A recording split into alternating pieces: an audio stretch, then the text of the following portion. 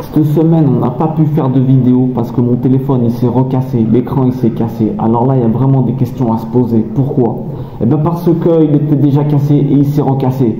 Et il a fallu que j'en fasse venir un autre, etc., etc. Donc on a fait un peu moins de vidéos.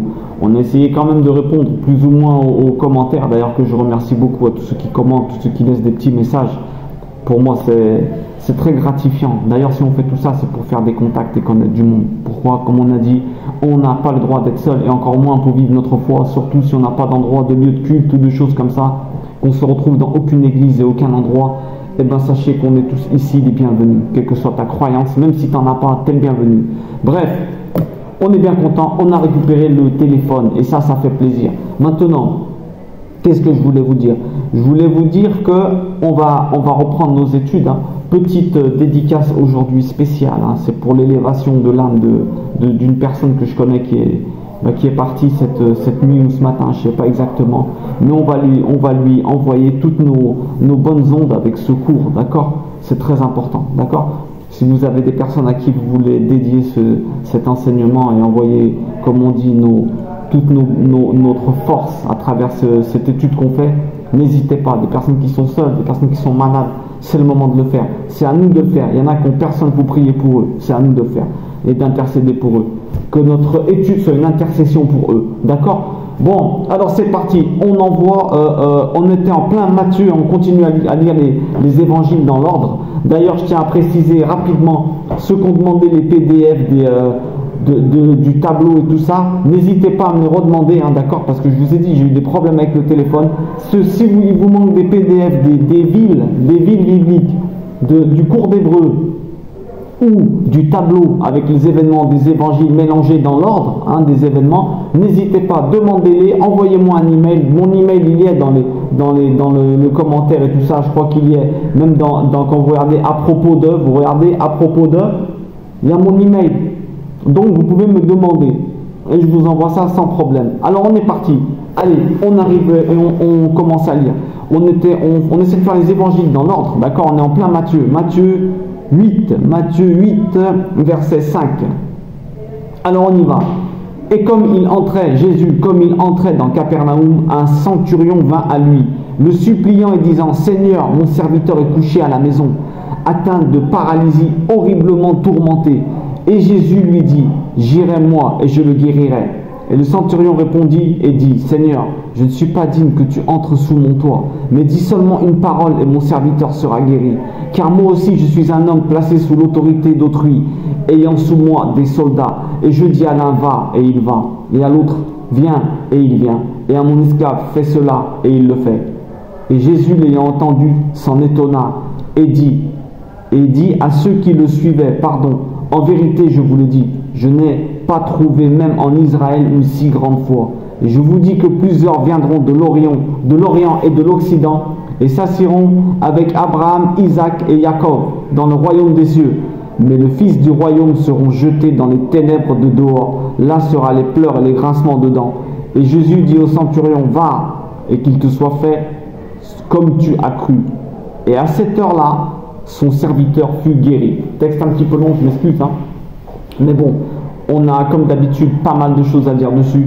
Il faut que vous sachiez une chose. Pourquoi il est important ce texte? Parce que déjà, le Christ, en 30 années de vie, il dit qu'il n'a jamais vu une si grande foi en Israël. Incroyable mais vrai ce qu'on est en train d'entendre. Et il est en train de parler de qui? D'un polythéiste. Ouh là là! Alors qu'est-ce que c'est que cette histoire? Il parle d'un polythéiste et il est en train de... Un polythéiste, hein, il croyait en César, les plusieurs dieux et tout ça. Et il est en train de dire: en 30 ans de vie, je suis allé de partout dans le temple et de partout, et j'ai jamais vu autant de foi. Qu'est-ce que ça nous enseigne tout ça? Alors on va étudier un petit peu, on fait une petite étude, j'ai pris des notes comme d'habitude, on va essayer de suivre un peu, mais bon, bref. On va voir. Alors, on replace le cadre. Capernaum, vous avez vu où c'était, là vous avez la carte, vous allez en haut, vous regardez, c'est à côté de là où il a grandi. Capernaum, la ville de la consolation, on a dit que ça voulait dire. Capernaum en hébreu, très important. Très important, on disait. Capernaum, ville de la consolation. Alors qu'est-ce qui se passe? Jésus, on remarque qu'il vient par rapport aux autres évangiles, allez voir dans le tableau, vous verrez, il vient de se faire jeter de sa ville. il vient de se faire jeter de sa vie et il va à Capernaum. Pourquoi il va à Capernaum? Eh bien parce qu'on a dit que c'était la vie de la consolation. Il nous donne une technique incroyable mais vraie. Qu'est-ce que ça veut dire? Quand toi t'es mal, quand on te jette, quand t'es pas bien, va dans la vie de la consolation. Mais pas pour qu'on te console, va consoler les autres. Sers-toi de ta douleur pour consoler les autres. Et là, tu as un pouvoir, mon ami. Pourquoi? C'est comme ça qu'on dit, on transforme ta douleur en force. Ouais, ta force, mais ta force, il faut la partager avec les autres. Car la plus grande force que tu auras, c'est de voir les autres heureux. Sers-toi de tes chutes, et des coups qu'on te met, hein, des tristesses que tu as, eh ben pour rendre les autres heureux. C'est ça qui est important dans la vie en vérité. Tu peux être très triste, mais tu peux rendre les autres heureux. Et quand tu les rendras heureux, je te promets que Dieu ne va pas t'abandonner. Tu vas retrouver le sourire. Je te promets que tu vas retrouver le sourire. Et j'allais dire un truc, je suis en train de tourner, je dis, écoutez bien. Et tu vas retrouver le sourire, et il te mettra des gens qui te relèveront dans ta vie. Il te mettra des gens qui te relèveront, je te promets. Continue, donne aux autres, même si tu es triste, donne aux autres. C'est important, très important. Alors, Jésus, il est mal, il est très mal, il se fait jeter par tous ses proches. Hein. Presque tous ses proches, on ne sait pas exactement, mais c'est plus ou moins ça l'histoire. Et il va à Capernaum, ville de la consolation. Il va consoler les autres. Et donc, qu'est-ce qui se passe? Quand il rentre, tout de suite, un centenier qui vient. Un centenier, qui c'est un centenier?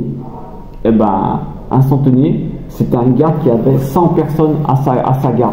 Centenier, 100, le mot le dit, hein, le mot le dit, centenier. Alors on va faire un petit peu son CV à ce monsieur. Alors, on est en train de voir que c'est une personne qui vient pour son serviteur. Pourquoi? Eh bien parce qu'on a plusieurs interprétations. Ce bonhomme-là, il a l'amour réel des autres. Écoutez bien, il n'était pas obligé de venir, il aurait pu envoyer des gardes ou quelqu'un d'autre. Mais il a 100 bonhommes avec lui, c'est lui qui vient. Regardez à quel point il est exceptionnel, la personne qu'on a en face de nous. Et on est en train de parler d'un polythéiste, c'est-à-dire de nos jours, imaginez-vous, hein, d'un non-croyant. Hein. Bon, il est croyant, il a quand même une foi. Mais on est en train de écoutez bien de quoi on est en train de parler. On continue à dire. Alors, rien à voir avec de nos jours. Pourquoi? Il est en train de dire, mon serviteur, il n'est pas bien. Il va voir son serviteur. À l'époque, vous savez très bien que les serviteurs n'étaient pas traités comme maintenant.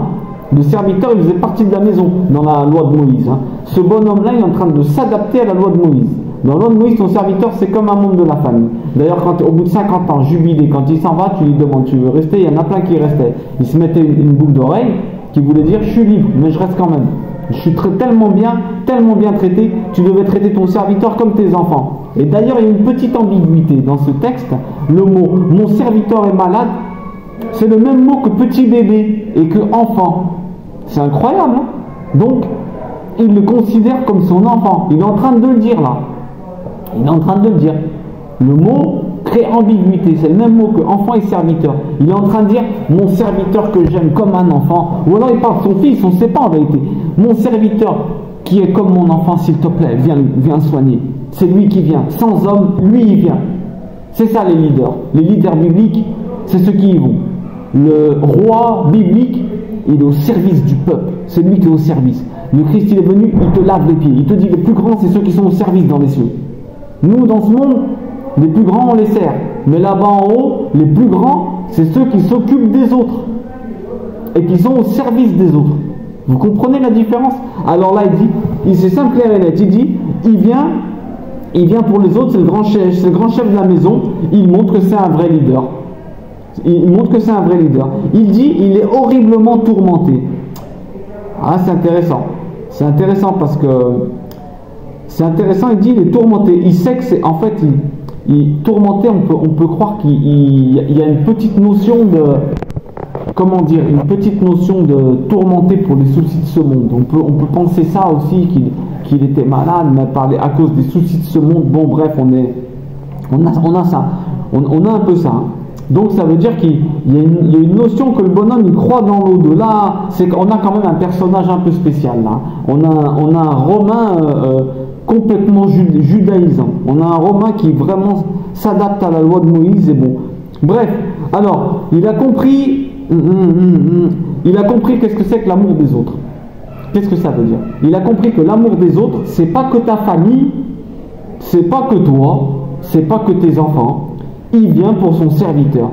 Le Christ, il est ébahi. Il se dit, ce bonhomme-là, il vient pour un serviteur alors qu'il aurait pu le vider, le remplacer, et il se dit, tiens, et il le traite comme son enfant. C'est comme ça qu'on doit être, les amis. Tous ceux qui sont dehors, c'est les enfants de Dieu, c'est tes frères et sœurs, ça peut être tes enfants potentiels. Il est dit que tous ceux que tu enseignes, ça peut être tes enfants. Il ne faut pas avoir que notre famille, c'est que quand on ferme la porte. Il faut nous attendrir et avoir de l'empathie et de la considération pour tous ceux qu'on croise. C'est tous des enfants de quelqu'un. Et c'est quelqu'un, c'est tous des enfants de Dieu. On est tous la même famille. Alors lui, il vient, il a compris ce que c'est que l'amour. L'amour, eh ben, c'est d'aider tous ceux qui ne sont pas, tout le monde, même s'ils ne sont pas de ta famille. Incroyable. Tous des enfants de Dieu. Alors, une chose que je veux qu'on comprenne tout de suite, hein, c'est quelqu'un qui a l'amour réel des autres. Hein. C'est quelqu'un qui a l'amour réel des autres. Donc, nous, on se retrouve des fois. Voilà pourquoi il faut qu'on rejette aucune personne qui n'a pas de religion, ni une personne qui a une autre religion que nous. Pourquoi? Eh bien parce qu'il ne croit pas comme nous et il aime les autres. Il aime même les esclaves, ce bonhomme-là. On est en train de te dire, fais attention, il y a des gens, parce que si on dit ça, c'est pas un hasard, c'est qu'il y a des messages pour nous. On est en train de te dire, il y a des gens qui ont une foi, mon ami, une foi en l'humain, une foi en Dieu, une croyance. La foi, c'est la croyance. Ils ont tellement le cœur gros qu'ils sont en train d'aider les autres. Nous, on les rejette parce qu'il ne croit pas comme nous, alors que lui, il aime les esclaves. Cette personne, tu crois qu'elle est avec Dieu ou elle est sans Dieu dans sa vie? Même si elle ne reconnaît pas Dieu, allez, on prend le pire cas, un polythéiste ou quelqu'un, un athée. Mais je te promets qu'il y a la présence de Dieu autour de lui. D'ailleurs, il est dit, il est impossible qu'une personne qui a un bon cœur s'en aille de ce monde sans connaître Dieu. Ne paniquez pas, les amis. Vous voyez des gens qui sont gentils, qui sont bons à l'intérieur de eux. Je vous promets, Dieu va se révéler à eux un jour ou l'autre. Parce qu'il agit par eux. Et ils ne le savent même pas. Ils ne le savent même pas. Ne condamnons personne. Au contraire, aidons les gens à chaque fois être de meilleures personnes. Il y a des non-croyants, je vous promets, ils mettent 15 coups de pied, j'en suis sûr. 15 coups de pied à moi et à tout le monde, des non-croyants. Dans leur comportement, leur manière d'être, leur manière d'aimer les autres. Leur manière de jamais insulter, de jamais se prendre la tête, de quand ils sont mal. C'est dans la tempête qu'on voit le pilote. La vérité, c'est dans la tempête qu'on voit le pilote. Quand ils sont mal, eh ben, c'est ça. Regardez, l'écrit ici cette phrase-là. En espagnol, c'est dans la tempête qu'on voit le pilote. Quand il fait beau, tout le monde sait conduire. Il y a des gens, je suis sûr que c'est des non-croyants. Quand il y a la tempête, ils sont meilleurs que moi. Ils sont meilleurs que moi. Qui on est? Regardez Centurion. Centurion, il fait je ne sais pas combien de kilomètres, on ne sait même pas d'où il vient. Et il prend place pour un esclave. Et il dit le mot que mon enfant, je l'aime comme mon enfant, et c'est mon esclave, j'ai 100 bonhommes autour de moi. Bref, il fait exactement ce que le Christ il dit. Voilà pourquoi le Christ il s'éblouit. Il fait exactement ce que le Christ il lui dit. Il se met au service du serviteur. Et c'est ce que Dieu lui demande. Les grands en haut, c'est les vrais leaders. Et ils sont au service des petits. En haut, ça fonctionne comme ça. Les grands, le grand, c'est celui qui est au service des autres. Qui est plus grand que le Christ? Vas-y, dis-moi. Qui est plus grand que le Christ et il est venu comment? Il est venu servir jusqu'à la fin. Jusqu'à la fin. Il lave les pieds des disciples. Ce que faisaient les esclaves. Il se dit, je suis l'esclave. On vend pour 30 pièces le prix d'un esclave. C'est pas un esclave. C'est que nous, dans notre monde de tordu, on dit que c'est des esclaves, ces gens-là. Ah, il est trop gentil, il est trop bête. Non. N'oubliez jamais la fin de ce dicton. Trop gentil, trop bête, virgule. Il y a une virgule dans ce dicton. Mais gagne à la fin. Regardez le Christ, il n'a pas gagné. Résistez, les amis. Résistez, ne vous lassez pas d'être des gens qui sont bien. D'accord? Résistez, les amis. Résistez. Alors il dit, je suis pas digne. Je suis pas digne, c'est-à-dire, j'ai pas la capacité que tu rentres chez moi. Est-ce que ça veut dire qu'il se sent pas capable de devenir juif, d'être croyant? Ça peut être sous-entendu. Attention, messieurs, dames. Il y a des personnes, des fois, ils sont, allez, je suis pas digne que Dieu me pardonne. Ça, c'est du diable, ça. Dieu t'a pardonné dès que tu as senti la culpabilité en toi. Et le regret, le pardon, il direct. Parce que justement, le regret et le pardon, c'est les symptômes qui guérissent et qui sont là pour transcrire que tu es dégoûté de ce que tu as fait. Alors arrête, ne culpabilise pas. La culpabilité, c'est le diable, l'accusateur. Il t'accuse, il te fait chuter. Il t'accuse d'avoir fait chuter ensuite dans les cieux. Regardez ce qu'il a fait. Et après, il te laisse tout seul te défendre. culpabilité zéro. On a fait plein de vidéos là-dessus. Allez voir, c'est pas de Dieu. De Dieu ne vient que la paix et les bonnes sensations. Voilà ce qui vient vraiment de Dieu. Alors il disait, je ne suis pas digne, je n'ai pas la capacité de te recevoir. C'est faux. Dieu il te met des aides. S'il te met les aides, c'est que si tu es encore vivant, c'est que tu as les capacités de faire de très grandes choses, quel que soit ton âge, qui que tu sois. Donc il ne faut pas penser, ouais, je ne suis pas capable, envoie, essaye. Quoi que tu as envie de faire, quoi que tu vis tes rêves, essaye-les. Mieux vaut être en mouvement que sans rien faire. Dans ce monde, tu ne descends pas. Ou tu stagnes pas, tu ne stagnes pas. Quoi qu'il arrive, tu vieillis. À l'intérieur, c'est pareil. Donc, ou tu progresses ou tu régresses. Moi, je vous dis, vivez vos rêves. J'ai entendu des personnes me dire, ouais, moi, je suis pas assez forte pour apprendre l'ordinateur ou apprendre l'anglais. Ça y est, maintenant, j'ai 70 ans, des trucs comme ça. Écoutez-moi, il y a des personnes de 75 ans, elles sont en train de faire le cours d'hébreu que j'ai fait, et je vous promets, elles arrivent à lire. Elles arrivent à lire en peu de temps. Vivez vos rêves. Vous ne savez pas qu'il y a une aide de Dieu. Quand toi tu essayes de vivre des trucs qui te remplissent, c'est Dieu qui t'a fait cet appétit à l'intérieur de toi pour avoir cette envie de faire quelque chose. Tu as cru qu'il va t'abandonner. Commence, lui, termine. Tu vas avoir des facilités, mon ami. Vivez vos rêves. Je vous en supplie, vivez vos rêves. Je vous jure, j'ai vraiment envie de vous dire ça. Vivez vos rêves. Essayez-les. Si tu foires, c'est pas grave. Tout ce que tu as foiré avec la bonne intention, Dieu n'en tient pas compte. Bien sûr, réfléchis bien, on parle de choses saines, mais je vous en prie, vivez vos rêves. Sérieusement, faites pas n'importe quoi. Vivez vos rêves par limitation. Je ne suis pas digne, je n'ai pas la capacité de te recevoir. Mais bien sûr que si. C'est Dieu qui a fait ton corps. Tu crois qu'il va te faire venir des choses qui ne sont pas pour toi? Essaye. Si tu foires, c'est pas grave. Mais vaut mieux foirer. Il vaut mieux vivre avec la sensation d'avoir foiré que la sensation de « et si j'ai pas essayé ?» J'étais dans mon canapé, zone de confort. Zone de confort, vous auriez dû l'appeler la zone de mort en vérité. Zone de confort, elle n'existe pas. Il n'y a pas plus désagréable que la zone de confort. Allez, que personne d'entre vous, que personne d'entre nous soit dans notre zone de confort. Allons toujours essayer des choses nouvelles. La vie, elle est belle, les amis. Je vous promets, allez essayer du nouveau. Dieu, vous n'avez pas donné tout ce que vous avez à donner encore. Et Dieu n'en a pas fini avec vous. D'accord ? Vivez ce que vous avez envie de faire. Tu as envie de dessiner, tu n'as jamais dessiné, tu as 80 ans, fonce. Tu as envie de chanter, fonce. Tu as envie de faire, fais. Ne vous limitez pas. Je ne suis pas digne, je n'ai pas la capacité. Tu rentres chez moi. Et il ne dit pas les esclaves, il dit moi. C'est moi qui ne suis pas digne. Moi, le numéro 1 de la maison. Regardez l'humilité qu'il a. Que tu viennes chez moi.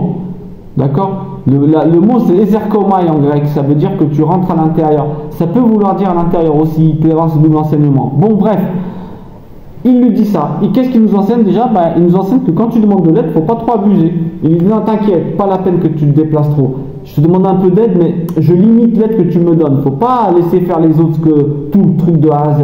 Il faut toujours faire les choses un petit peu. Aidez les autres à vous aider. Ne demandez pas tout. Il commence, tu te dis non, j'ai pitié de lui, il est venu m'aider à commencer, je sais pas, il est venu m'aider à réparer un truc chez moi. Dès que je vois que j'arrive à faire ce qu'il fait, ça y est, merci mon ami, tu peux repartir chez toi. N'abusez pas dans ce que vous demandez. D'accord? C'est pas biblique d'abuser des gens. C'est quand tu peux, tu t'en sors toi-même. Il sait que les juifs, ils n'ont pas le droit de rentrer chez lui. Et le centurion respecte les autres croyances. Ouh là là, il respecte les autres croyances. Alors nous, on a intérêt à les respecter. Tu n'es pas dit, il sait très bien qu'un juif qui rentre chez un non-juif, il se souille et les autres après, ils ne peuvent plus s'approcher de lui. Et il sait que le Christ, il ne veut pas que le Christ il se souille. Pourquoi? Parce que s'il se souille, il ne peut pas aider les autres. Il doit être dehors du village. Waouh, quel personnage! Quel personnage ce centurion! Il dit une parole, dit une parole et ça suffit. Il sait que Dieu, il écoute. Il croit que Dieu, il croit en Dieu, il croit au Dieu du Christ. Écoutez bien ce que je veux dire. En vérité, il n'y a pas plus croyant que ce bonhomme. Dis une parole et c'est bon, Dieu va t'écouter. En qui il croit là? Il n'est pas en train de parler de César. Hein. Il n'est pas en train de parler de César. Hein. Vous savez ce qui se passe, c'est qu'il est polythéiste parce qu'il a été mal enseigné. Il est né dans une famille de l'époque. Hein. Peut-être que Dieu il a besoin de lui à son poste. Hein. Il y a des personnes, tu vas te dire, comment ça se fait que lui, il n'est pas de la même religion que la mienne? Mais peut-être que Dieu il a besoin de lui. Chaque personne a son histoire, chaque nation a son rôle à jouer dans l'histoire du monde et Dieu a besoin de personnes. Peut-être qu'en ce moment il est comme ça, mais après il va changer, on ne sait pas. Ne jugez pas, vous ne savez pas à quelle étape vous arrivez dans la vie d'une personne. À quelle étape tu arrives toi dans la vie d'une personne? Tu ne sais même pas. C'est pas un produit fini, ça c'est sûr. Comme toi, On n'est pas des produits finis. Rappelez-vous bien ça, ni toi. Donc ne jugez personne. Peut-être qu'il a besoin de lui au poste de Romain pour être quelqu'un de bon, d'aider des Hébreux qui vont venir, des gens qui sont des grands croyants. Lui, il les accueille bien, il les traite bien. Qui tu es, toi? Qui nous sommes, nous? Des fois, il y a des personnes, on se dit, c'est des tordus, ou des personnes qui sont dans d'autres religions, ne sont pas comme moi. Et en vérité, Dieu il a besoin de là à leur place. Pourquoi? Parce qu'eux, un jour, ils vont faire un truc grand pour des personnes qui sont croyantes, des enfants de Dieu. Et accessoirement, eux, ils vont changer. Ils vont devenir croyants à un autre niveau. On ne sait pas. N'oubliez pas, vous ne savez pas à quel moment de la vie de quelqu'un vous arrivez. N'oubliez pas ça. La seule chose que vous savez, c'est que ce n'est pas un produit fini. Tant que tu es vivant, tu n'es pas un produit fini. Je te promets, il peut t'arriver. Les meilleurs jours, ils sont devant. Et les plus grandes choses de ta vie, je te promets, elles vont arriver. Elles ne sont pas arrivées déjà. Ce n'est pas vrai. Les plus grandes choses de ta vie, elles sont faites pour arriver. Pourquoi? Parce que sinon, Dieu t'aura enlevé de devant. Il t'aurait dit, allez, viens avec moi, mon enfant. Viens avec moi, mon enfant. Arrête de souffrir, de t'attrister pour rien. Incroyable, incroyable. Alors, bon... Il reconnaît qu'il a autorité, ça c'est important. Il reconnaît qu'il a une autorité au-dessus de lui. Je ne suis pas digne, je commande moi-même des hommes et j'ai une autorité. Il lui dit, toi et moi on est pareil, mais toi tu n'es pas dans le même combat que moi. Moi je suis dans le monde matériel, mais toi tu es dans le monde éternel, dans le monde qui ne se voit pas. Toi tu as un autre niveau, tu es meilleur que moi. Il vient lui demander de l'aide. Il sait que le Christ il est au-dessus de lui. Et il ne va pas demander de l'aide à son Dieu César. Hein. Vous imaginez ce bonhomme-là, mais il a une foi, ce centurion-là, mais c'est la vérité. Il est obligé de respecter des autres croyances pour ne pas se faire chiffonner par tous ceux qui sont autour de lui. Mais lui, il croit en Dieu d'en haut. Il croit au Dieu du Christ. J'ai des gens au-dessus de moi, et toi aussi. Ne vous êtes pas, j'ai rien à voir. Il dit, j'ai des hommes au-dessus de moi, mais par rapport à Dieu et toi, je ne vois rien. Nous, on est dans le monde matériel. Nous, on est dans le monde matériel, nous. Vous comprenez ce que je suis en train de dire? Dans mon matériel, incroyable mais vrai. Il a compris que tout ce qu'il a, ça vient de Dieu. J'hallucine. Des fois, moi je vous dis, après il y en a qui vont dire, ouais, les seuls sauvés sont ceux qui croient au Christ et tout. Peut-être que quand on meurt après le Christ, il vient. C'est certainement ça. Mais arrêtez de dire des bêtises. On ne sait jamais. Chaque nation a son rôle à jouer. Ne condamnez personne. Ne kidnappez pas la salvation divine et Dieu et toutes ces choses-là dans votre religion. Faites bien attention, les amis. Faites bien attention, les amis. Regardez ce qu'il est en train de dire. Le bonhomme, il est en train de dire, ouais, moi j'ai de l'autorité, mais rien à voir avec vous. Si moi je suis un homme et j'ai le pouvoir sur les hommes, alors qu'est-ce que ça doit être le niveau que tu as toi? Dis une parole et c'est réglé. Dis une parole et il a compris que la bouche c'est le pouvoir dans ce monde. La bouche c'est le pouvoir. Dieu t'a donné le point de pouvoir. Au début il dit et que la lumière soit. Il dit. Parce qu'il montre que la parole est créatrice, les amis. Dans ta vie, dans ta bouche, tu as la vie et la mort. On a déjà dit 45 fois. Le Christ il dit jamais vu en Israël une si grande foi. Et pourtant il a dû croiser du monde. Hein. Il a dû croiser du monde 30 ans. Donc on a vraiment des leçons à apprendre de ce bonhomme-là. Il dit, toi tu as le pouvoir, il vient du monde, il croit en la vie d'après, il croit au monde de l'au-delà.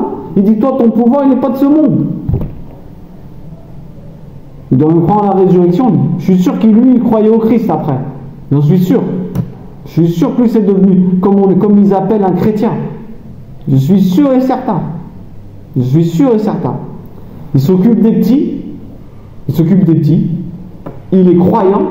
La seule chose qu'il a, c'est qu'il ne connaît pas, il ne doit pas avoir de Torah, il ne doit pas avoir d'enseignement, d'accord, et il a un cœur bon. Lui, il ne finit pas sans connaître Dieu, c'est sûr et certain. Lui, il est en haut. Ce bonhomme-là, il est en haut. Ne vous faites pas de soucis pour lui quand vous le disiez comme ça. Regardez, un polythéiste.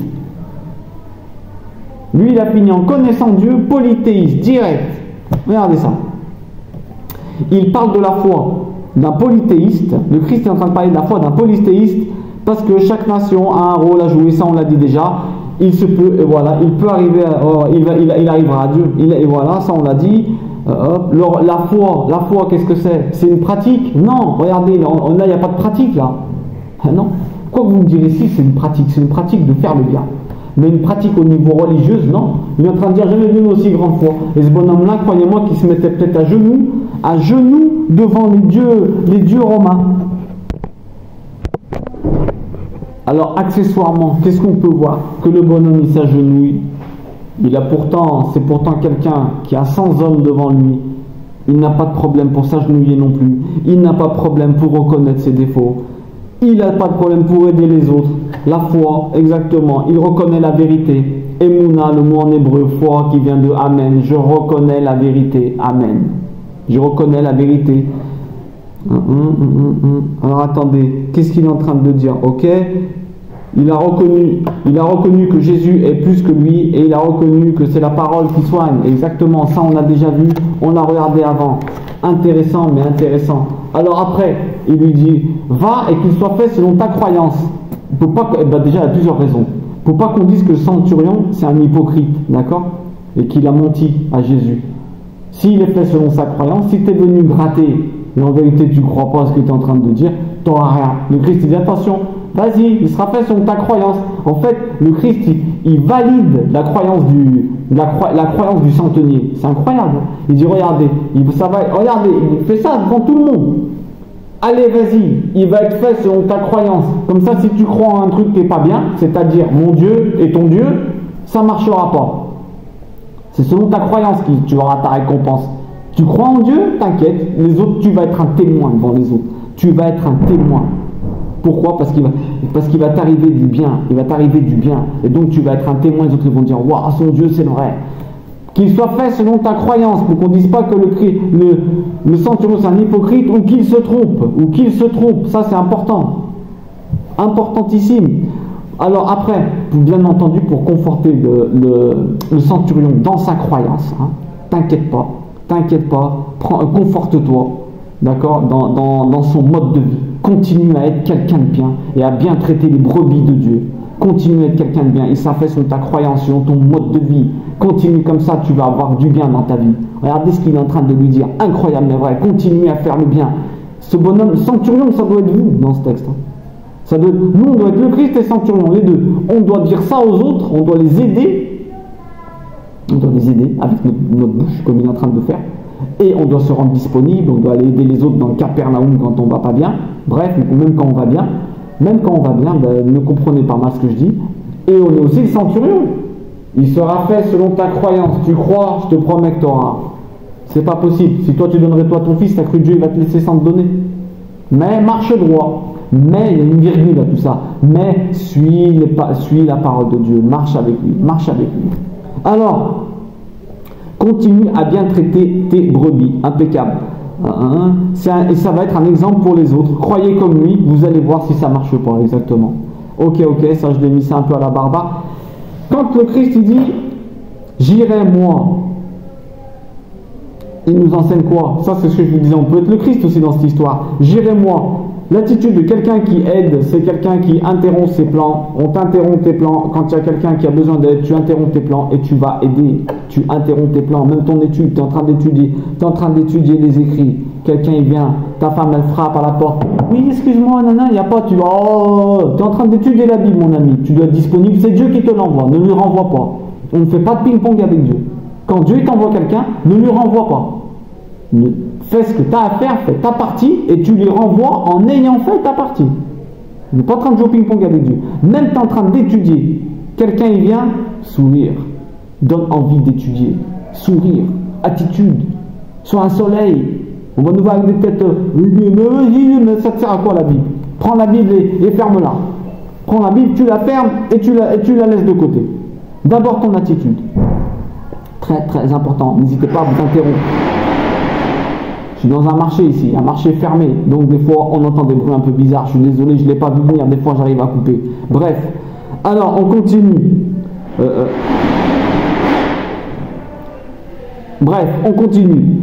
Alors il dit j'irai moi, l'attitude ok, de manière naturelle normalement, on doit avoir un cœur bon, on doit avoir le cœur bon de manière naturelle, comme le Christ il a, d'accord? Alors, attendez 2 minutes. Et alors, ça, ouais, important. Alors, on disait, il faut avoir le cœur bon. Hein. Il faut prendre le risque de. On dit trop gentil, trop gentil, trop bête en français, hein, d'accord? Mais on a oublié, comme je dis tout à l'heure, on a oublié virgule, mais gagne à la fin.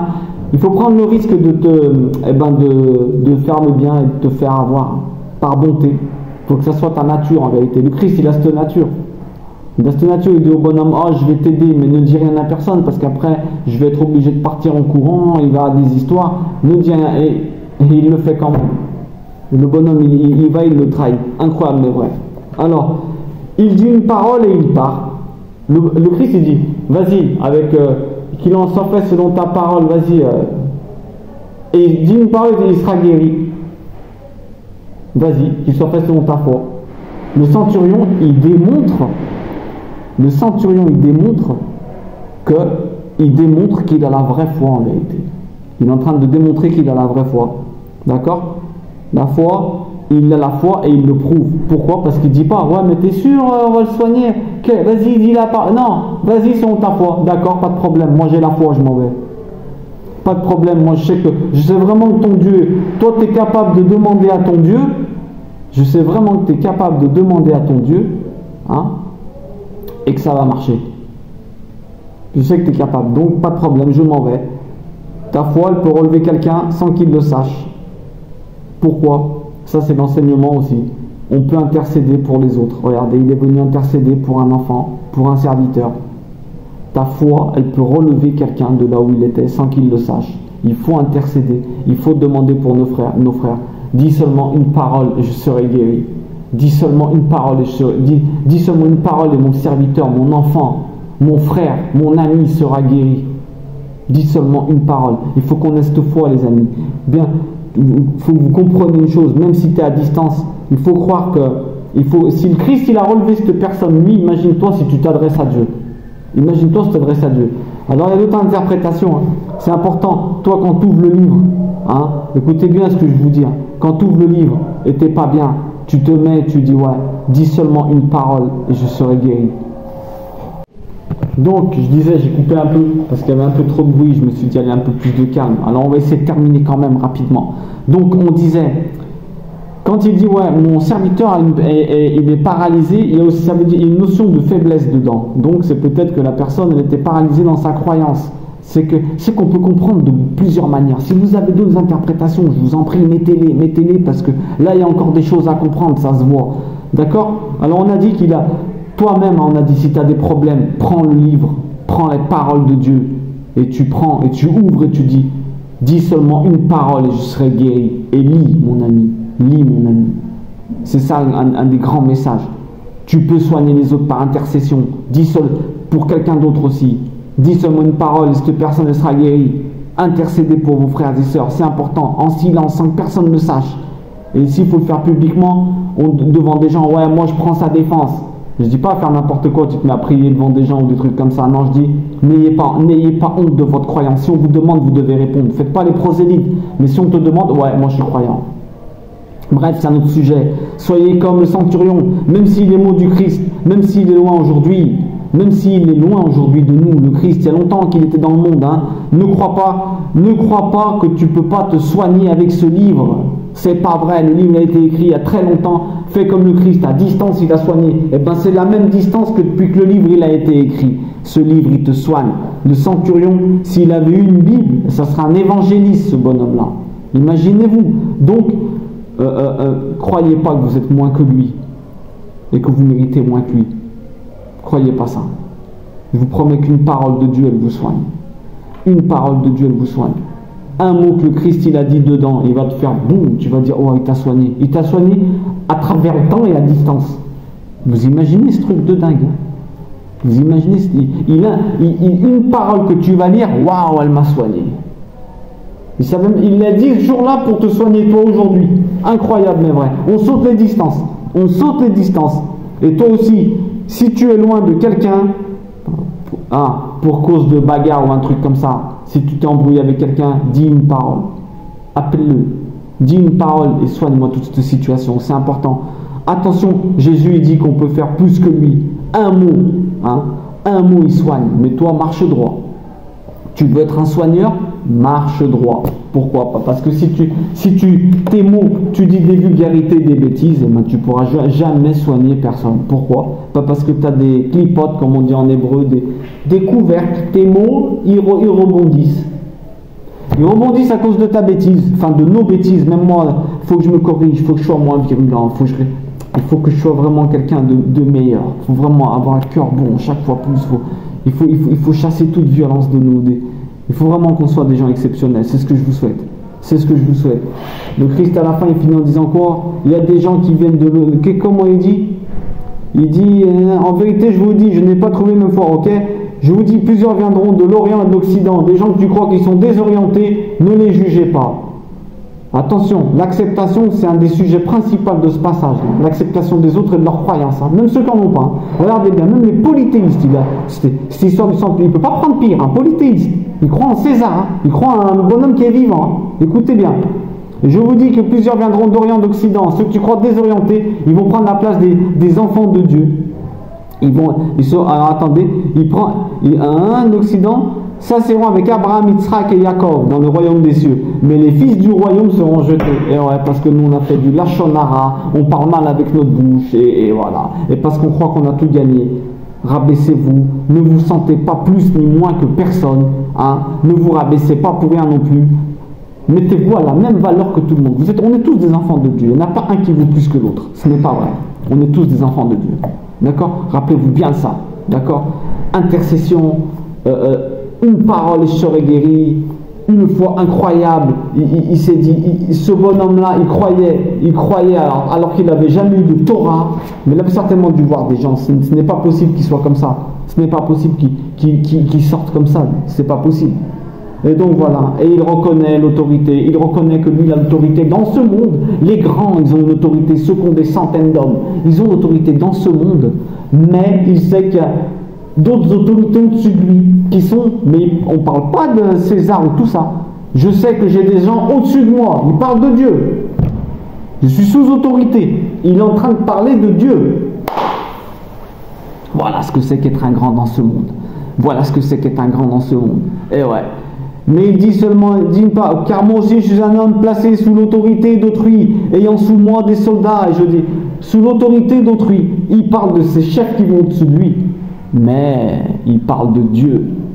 Je viens te voir toi parce que toi tu n'es pas dans ce monde matériel. L'autorité de ce monde matériel, toi, c'est pas grave. Toi tu as l'autorité d'en haut. Un mot de toi, tu as l'autorité de celui qui a l'autorité sur tout.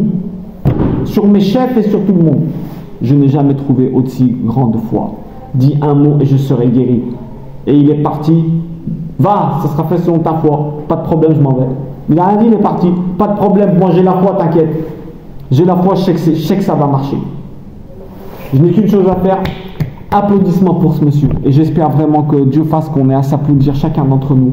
Et je nous souhaite vraiment à tous d'avoir ce pouvoir dans la bouche de soigner les autres. Que Dieu nous donne ce pouvoir de soigner les autres. Waouh! C'est tout ce que je vous souhaite. Que une parole de vous, elle soigne les gens. Mais ce n'est pas votre parole à vous. On va dire que ça vient d'en haut, vous savez très bien, nous on est juste le canal. Mais qu'on accueille les gens avec cet esprit de Dieu qui nous aide à soigner les autres. Parce que ça ne vient pas de nous, c'est lui qui nous inspire les choses bonnes. Que Dieu nous donne cette parole qui nous soigne tout le temps et qu'on soigne toujours les autres. D'accord? Je souhaite une bonne fin de journée. Que Dieu vous bénisse hautement, hautement, hautement. Ce cours, il est vraiment incroyable. Vous avez vu, il était incroyable.